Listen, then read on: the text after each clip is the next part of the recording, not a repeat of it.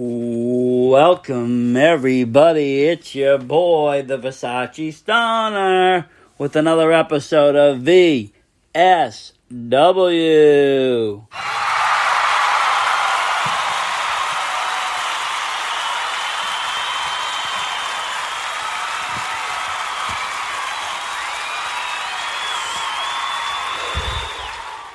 Thank you.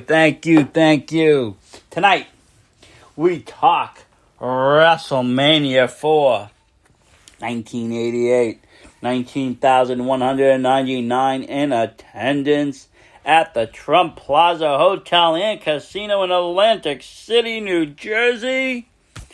What an event, and how to even top it off after the spectacle that WrestleMania 3 was. Obviously, a huge difference, as you can tell, in the attendance. You know, you go from almost 93,000 to 19,000. Very different event. Very different event.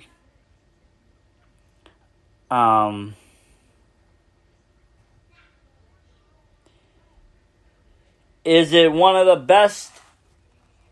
Probably not. Do I think it's one of the best? Yes, because of the wrestlers that wrestled in it, the time that it happened.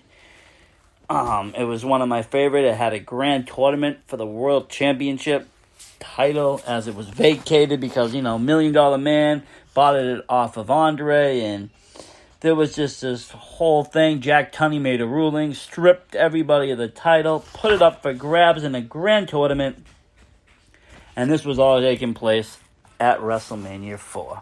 And we'll get into the tournament, and there was also a huge battle royal that took place as well, and other great matchups that night. We'll get into all of that. Some of the matches, though, that did take place that were really, everything was a super matchup, really, but they really emphasized the tournament and all of that. But even with that, they were still able to put together, title matches and still a few good undercard matches. You had the Ultimate Warrior facing off against Hercules Hernandez with Bobby the Brain Heenan, two superstars at the time. Ultimate Warrior, bigger than life at the time. And Hercules Hernandez was on his way to stardom.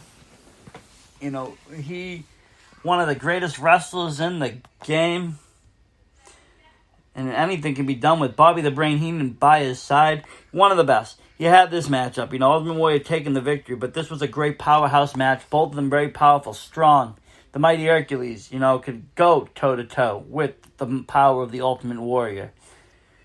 Tremendous matchup, WrestleMania 4. And like I said, this pay-per-view just really was one of my favorite. It went a little longer than the typical 3. I believe it ran in the 4 range. I remember when I was renting it as a kid on VHS, when they would be released by, you could go to the video shops and rent videos, and they would start to have the WrestleManias. Coliseum released them, and I got WrestleMania 4, and 4 would always be, 2 cassettes, and you'd have to switch the cassettes over midway because it was that long of a pay-per-view. And you also had another great tag match, though. The Islanders, Haku and Tama, with Bobby the Brain Heenan once again, defeating the British Bulldogs, Dynamite Kid and Davey Boy Smith, and Coco Beware. You had two animals also with Matilda and Frankie. Again, I was talking in another podcast how great it was having the live animals. I'm sure animal rights activists today would shut it right down. Safety and everything else. But back then it was kind of accepted. And it brought a different sense to the atmosphere, and it was fun. Very fun time of wrestling with the live animals and such, and it just brought the gimmicks bigger and bigger. You had Jake the Snake Warrior with his snake and so forth. Okay, you had a tremendous battle royal. Bad News Brown takes the victory, defeating everybody here. Bret Hart, Jim the Animal Neidhart, Jim Bowers, Paul Roma, Sika, Dangerous Danny Davis, Sam Houston, Hillbilly Jim, B. Brian Blair, Jumpin' Jim Brunzell, Ray Rougeau, Jacques Rougeau, The Junkyard Dog, Ken Patera, Ron Bass, King Harley Race, Nikolai Volkov, Boris Yukov, and George Animal Steele. But, It was very it was a little, I don't know. He won. Him and Brett tagged at the end. They teamed up a bit. And they were the last two in the ring. And they held their hands up together in victory. But bad news turned on Hart really fast. Threw him out the ring. Took the victory. Got the big trophy. Bret Hart, bullshit, pissed. Goes in the ring, takes the trophy, smashes it, attacks Brown. Breaks him, destroys him. It was crazy. I don't know why I don't know what was the reasoning. I think it was the start of Bret maybe turning face. Maybe turning heel. As he played both roles in the back. But what a matchup that 20-man Battle Royal was. You had the IC Championship match. The Honky Tonk Man with Martha Out, Jimmy Hart, and Peggy Sue at the time defeating Brutus the Barber Beefcake to retain the championship. And, I think a lot of people thought Brutus was going to win that, but Honky Tonk Man is the best champion in the world, IC, and he pulled that off. Shake, rattle, and roll, baby. He's one of my childhood favorites. And a tremendous wrestler. Really brought a lot to this game. You had the World Tag Team Champions being defended. Demolition with Mr. Fuji defeating Strikeforce and becoming the new Tag Team Champions. Demolition, Axe and Smash. What a tag team that they are. And, when they had Mr. Fuji at the time, they were heels. And, they were great. They came with the paint, they had the masks. This is what tag team wrestling was like then. And these tag teams were just powerhouse tag teams with combined finishes. Everything was just great about it. You don't see that so often today in the tag world, but it was great. It was great back then. Now we have the tournament to crown the new world champion.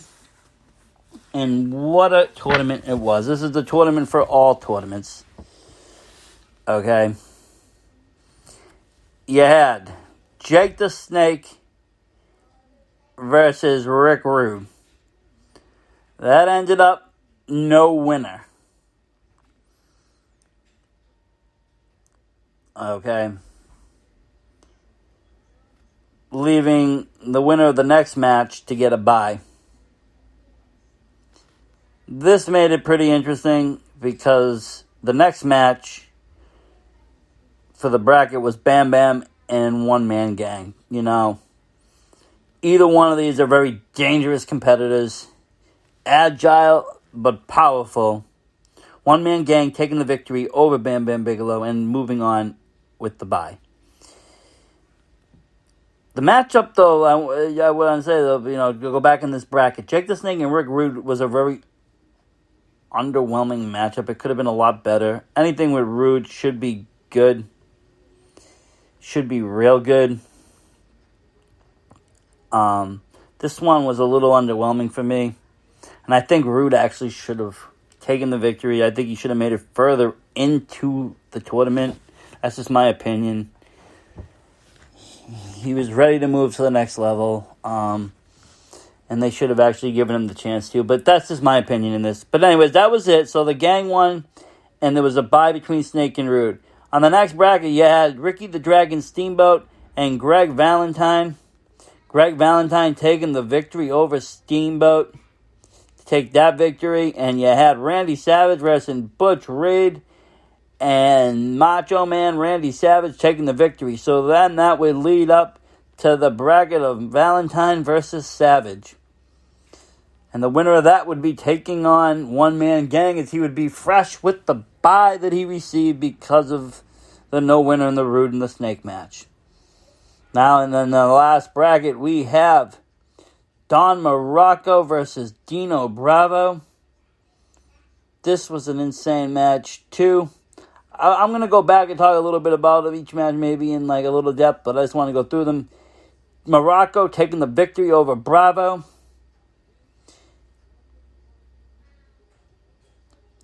And he was, these two were good, though. These two were really good matchup. Both of them are superstars and legends. They were both technically sound. They were both great in the ring. This is one of my favorite matchups that took place in the tournament. This matchup here, and there was a few others. You had then Duggan, Hacksaw Jim Duggan, that is, taking on Ted DiBiase. DiBiase with the victory over Duggan, moving on into the next round to face Morocco. And then you had the rematch from WrestleMania 3, Hulk Hogan versus Andre the Giant. Was it as good as 3? No, not even close.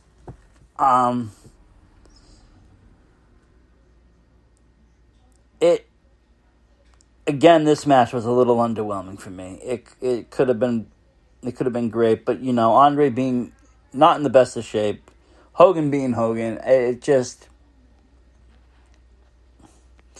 it was fine at the time.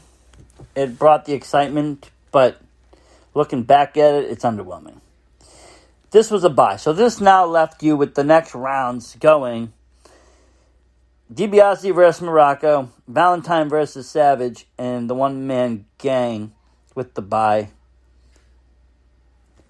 So, basically, the winner of the DiBiase-Morocco match would get the bye because they would be facing the winner of the Hogan and Andre.